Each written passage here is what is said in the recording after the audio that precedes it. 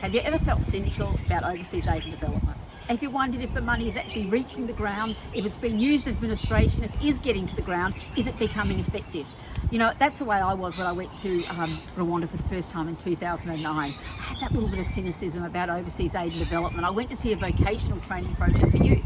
But while I was there, I asked the organisational leader, you know, if you're going to make a real difference, what would you do? And he said, I'd help the women. I'd help the women who are the mothers, who could help their own families and help their own communities. And when I said, why aren't you doing that? He said, we are. That's our main focus, to help women into small groups of 20, where they get training, they start a small business, and ultimately they look after themselves and their family. I was kind of like, oh golly, is this really true? And he said, why don't you go with a driver and your own interpreter and go up and have a look at this tomorrow? So I did. I drove about 3 hours out of Kigali, up onto the Congo border. And as I went down these dusty roads, I kind of thought, what could possibly be happening out here? Until I came through one village, and on the other side, it was like an open field. And we pulled over. As we got out of the car, this ribbon of colour danced towards us. It was like 20 women. And I could just see this incredible joy. I'm a terrible dancer, but I joined in nonetheless. And then we sat on the ground, and I asked them the question, has the self-help groups made any difference in your life? They laughed. They thought I was hilarious. And when I said, why is it so funny? They said, because it's changed everything. You know, it's given us status in the community. And we pay for our own private health cover. We pay for our own children to go to school, even pay for husbands to go to university. And, you know, as I heard that, I just said, you know, tell me your story, how this has happened.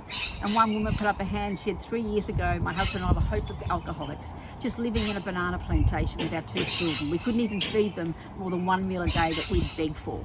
But she said, I got invited to come to this self-help group. And at first I thought it was not for me. But then they kept saying to me, come along. And when I went, I had to save 8 cents every week, 50 Rwandan francs. She said, I didn't have that money. But her and another woman worked out how to do it. And she said, after 6 months, she said, I kept learning. I was growing. I was becoming literate. I was becoming human. I was understanding money and small business. I took out 1,000 Rwandan franc loan, which is about $1.50. Took it out from the group. She said, I got spring onions, and after a season, I got those spring onions, I sold them, I made 2,000 Rwandan francs. So that was the start. She said, then I got planted tomatoes, and I got a goat, and the goat had kids. I had a cow, and the cow had calves, and she said, now I've got a motorbike. I said, a motorbike? She said, so I transport people to the towns and take them to market. She said, guess how much I earn now? I had no idea. She said, $20 every week. I'm a businesswoman of this end. You know, it was this most incredible moment when you just thought, is this possibly true? I still was that cynic. I came back the next year and heard more stories. I then went away and studied a Masters of International and Community Development. And I thought to myself, I've got to actually prove that this is true. And over that time, you know, I discovered it is true. It really is making that kind of difference. Women stay in those self-help groups for life. It becomes not just a change for them, but the whole communities. Village chiefs tell me that the next leader of the village will actually be a woman who has earned that role.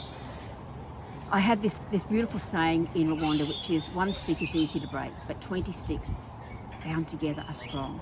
And that's what you find in Rwanda, and that's the history to Grassroots Rwanda, which is changing not just those women's lives, but their families and their communities. She makes her way.